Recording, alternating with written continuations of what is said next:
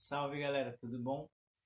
Pessoal, com esse vídeo eu queria falar um pouquinho para vocês de duas correntes filosóficas, né, muito importantes, né, que foram o racionalismo e o empirismo. E aí a gente vai também discutir nos próximos vídeos um pouco do pensamento do Descartes, né, do filósofo René Descartes e do filósofo David Hume, tá? E ambos esses filósofos, né, a gente pode dizer que fazem parte dessas correntes de pensamento. Né? O Descartes ficou conhecido como um filósofo racionalista e o David Hume como um filósofo empirista. Tá? É, então, é sobre isso que a gente vai discutir aqui hoje, né? Uma discussão prévia antes da gente começar a falar do Descartes e do Hume. Tá? É, como eu tinha dito, né, racionalismo são correntes filosóficas, tá? E antes de explicar a diferença entre o que é racionalismo e o que é empirismo, eu queria falar um pouquinho sobre essa coisa, né, do que é uma corrente filosófica, né, e como o racionalismo e o empirismo são correntes filosóficas do período moderno, da filosofia moderna. Eu queria falar um pouquinho também sobre essa periodicização, né, vamos dizer assim, né, dessa coisa que a gente tem de dividir o pensamento filosófico em períodos, tá? Então, primeiro, né, racionalismo e empirismo são duas correntes filosóficas da filosofia moderna, tá? Por que a gente fala assim, filosofia moderna?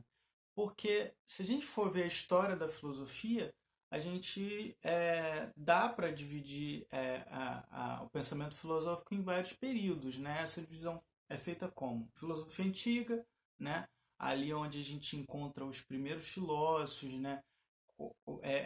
No contexto em que a gente começa a definir que assuntos que a filosofia vai discutir, né? Então, todas essas questões começam a ser discutidas ali na Grécia Antiga. Então, a gente considera, né, esse período como o período ali de surgimento da filosofia, né, na Grécia Antiga. No geral, a gente considera assim. Depois vem a filosofia medieval, em que a filosofia é muito apropriada pela igreja, né? Então é muito marcada por discussões a respeito da existência de Deus, né? Debate sim com relação à fé e razão, né? Basta a gente olhar para o nome dos filósofos medievais, né? São Tomás de Aquino, Santo Anselmo, Santo Agostinho, que a gente vai se dar conta que foi um período muito marcado pela apropriação do conhecimento, do pensamento pela igreja, tá? E a modernidade, né, é o período que vai estar em jogo ali, vai começar, a gente vai começar a dizer que a modernidade é ali no finalzinho do século XVI, né, até o finalzinho do século XVIII, né? Por quê? Porque nessa época acontecem coisas diferentes, tá? E depois do período moderno vem o contemporâneo, que vários filósofos começam a questionar esse modo moderno de pensar, né? Mas a gente está falando de racionalismo e empirismo, né? A gente está falando de filosofia moderna, né? Final do século XVI até o final do século XVIII. E nessa época, a filosofia ela tem certas características, né? Que características são essas? Né? O homem é colocado no centro do pensamento filosófico, no centro da discussão filosófica, né? Defende-se muito autonomia de pensamento, liberdade de pensamento, né? Mais lá para frente, né? Isso já é algo que já começa a ser germinado ali no fim do século XVI, no século XVII, mas vai ganhar o seu ápice com o iluminismo, né? Que também é faz parte desse período moderno, né? No finalzinho ali, quando o pensamento moderno está chegando no seu ápice ali, né? No seu auge, né? Que começa a se discutir muito liberdades individuais, começa a se questionar a autoridade, né? Começa assim não, né? Porque a autoridade é algo que já é questionado desde lá do século XVII, finalzinho do século XVI. Isso é uma característica muito forte do pensamento moderno, né? Que eles estavam ali questionando a autoridade da igreja, a autoridade do poder, dos regimes absolutistas e tudo mais, tá? Então, gente, eu tinha falado que o homem é colocado no centro da discussão, né, do pensamento filosófico, né, moderno. No geral, é assim que acontece, tá? E quando a gente vai falar de racionalismo e empirismo, né, a gente está falando de conhecimento, tá? São duas correntes filosóficas que estão debatendo o conhecimento, tá? E assim, galera, o que são correntes filosóficas? É quando alguns pensadores pensam, têm um pensamento com características parecidas. Então, coloca-se um rótulo nele, né? É como se a gente fizesse isso para organizar, para dizer, olha, tal filósofo tem certas características no pensamento dele, então ele, né, participa de uma determinada corrente filosófica, né? E assim, racionalismo e empirismo está falando do conhecimento, né, de como a gente conhece. E a característica do racionalismo é, os filósofos racionalistas, eles entendiam que quando o assunto é conhecimento, o que mais importa é a nossa racionalidade. Então, eles vão tentar entender, eles vão dar uma prioridade para a racionalidade humana, de como a gente pensa as coisas, de como a gente organiza o nosso pensamento para poder analisar o mundo de uma forma melhor, de uma forma mais adequada, tá?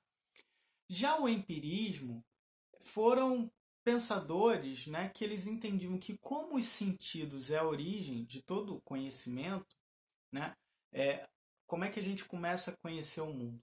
A partir do que a gente vê, do que a gente ouve, do que a gente sente.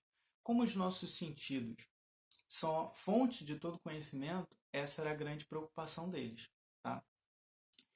E assim, gente, vocês lembram que eu tinha dito que o homem é colocado no centro da discussão, né, no pensamento moderno, né? Isso de modo geral, tá, gente? É claro que nem todo filósofo vai pensar igual, mas isso é uma tendência muito forte dos pensadores modernos, tá? E assim, um detalhe interessante é que quando a gente pensa em conhecimento, a gente pensa em dois polos, né? A gente pensa no objeto a ser conhecido, né? E a gente também pensa no sujeito que conhece. Então, conhecimento é sempre uma via de mão dupla. Você tem o objeto a ser conhecido e tem o sujeito que conhece, tá? No período antigo e no período medieval, discutia-se muito o objeto de conhecimento. Por exemplo, um questionamento que era muito levantado na antiguidade. Será que o fato das coisas mudarem o tempo todo faz com que elas possam ser conhecidas ou impede que elas possam ser conhecidas? Será que eu posso ter conhecimento a respeito de coisas que mudam constantemente, né? Será que o mundo sensível, né, como a gente vê aí tudo que a gente experiencia, né, que está em constante mudança, será que essas coisas podem ser conhecidas já que elas mudam? Então você está falando sempre do objeto, tá? Está falando sempre do objeto. No período medieval, né, por exemplo, pensar, será que eu posso conhecer Deus? Será que Deus pode ser algo conhecível, né? A gente fala cognoscível. Será que eu posso conhecer Deus? Deus, né, é o objeto, né? O sujeito que conhece ou que poderia conhecer Deus sou eu, né? Então, tanto na antiguidade quanto no período medieval, o foco era sempre o objeto, né? Só que no período moderno coloca-se o homem no centro da discussão.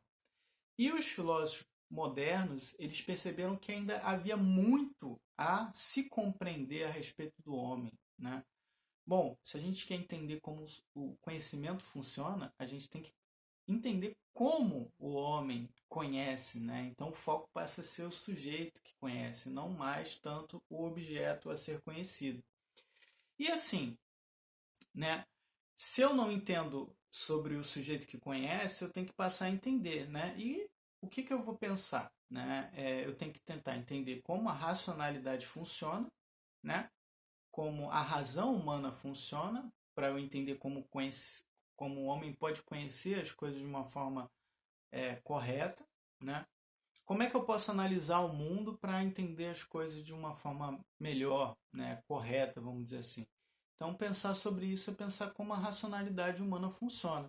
Os filósofos perceberam que ainda havia muito a se discutir sobre isso. E outro ponto é como os sentidos funcionam, né? Então, os filósofos modernos eles perceberam que ainda havia muito a se entender a respeito de como os sentidos funcionam, tá? Então, abriu-se o debate a respeito disso, né? Abriu-se uma grande discussão a respeito disso. Isso possibilitou com que os filósofos avançassem muito no sentido de entender como nós devemos pensar a realidade, como é possível aprimorar a nossa análise do mundo usando o nosso pensamento, né, de uma forma mais eficiente, né? Houveram-se muitos avanços no sentido de entender como os nossos sentidos funcionam, porque assim, se você abre um debate, um filósofo vai dizer, nossos sentidos funcionam assim, assim, assim. Outro filósofo vai ler e vai analisar aquela discussão e vai pensar, não, mas espera lá, isso aqui parece tá errado. Não, isso aqui faz sentido, realmente, né? Eu nunca parei para pensar nisso, isso aqui faz sentido, isso aqui está errado. E aí os filósofos vão lendo uns aos outros, vão se comunicando e vão analisando o pensamento uns dos outros. E como a coisa foi colocada em discussão, muitos avanços foram feitos também nesse período, né? Nesse sentido de entender como os nossos sentidos funcionam, né? Então, né, foi um período bem importante, né? Então essas duas correntes filosóficas, tanto o racionalismo quanto o empirismo, né, foram debates, né, que trouxeram avanços no sentido da gente compreender filosoficamente como nós, seres humanos, conhecemos ou devemos conhecer o mundo, né, as coisas, né? Então houveram avanços no sentido de entender como a racionalidade humana funciona, como os sentidos também funcionam, tá? Pessoal, um detalhe importante é que racionalismo e empirismo é uma questão de foco, de prioridade, tá? Então os filósofos racionalistas achavam que, em se tratando de conhecimento, a razão exerce um papel mais importante, tá? Do que os sentidos. Não que os sentidos não tenham papel nenhum no conhecimento, né? O ponto não é esse. Os racionalistas entendiam que a razão humana tem um papel mais importante. Se a gente for pegar o Descartes, ele vai falar, por exemplo, olha, nossos sentidos são falhos, tá? Portanto, se a gente for falar em conhecimento, discutir essa questão, a razão é mais importante. Até porque, se os nossos sentidos são falhos, ainda assim a gente depende deles para conhecer o mundo. Mas só que quem é que vai, de repente, corrigir, diminuir a possibilidade dos sentidos nos enganarem? É a nossa razão. Por isso que a razão é mais importante.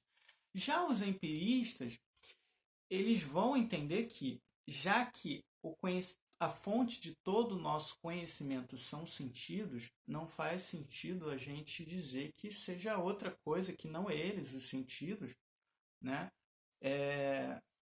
A nossa faculdade, a nossa capacidade que tem maior relevância quando o assunto for conhecimento, tá?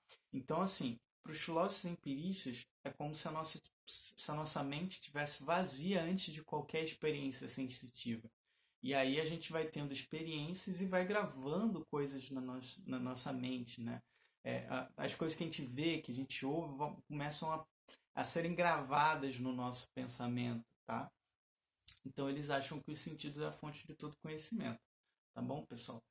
Então, assim, espero que vocês tenham entendido esses diferentes períodos aí, como é que a gente faz essa diferenciação de períodos filosóficos. Racionalismo e empirismo faz parte do pensamento moderno, tá? Espero que vocês tenham entendido o que são correntes filosóficas, né? É mais uma forma de você classificar, dizer, olha, tal pensador tem um pensamento com certas características. Então, posso dizer que ele faz parte de uma determinada corrente de pensamento. Tá? E também tenho entendido a diferença entre racionalismo e empirismo. Valeu, galera. Abração.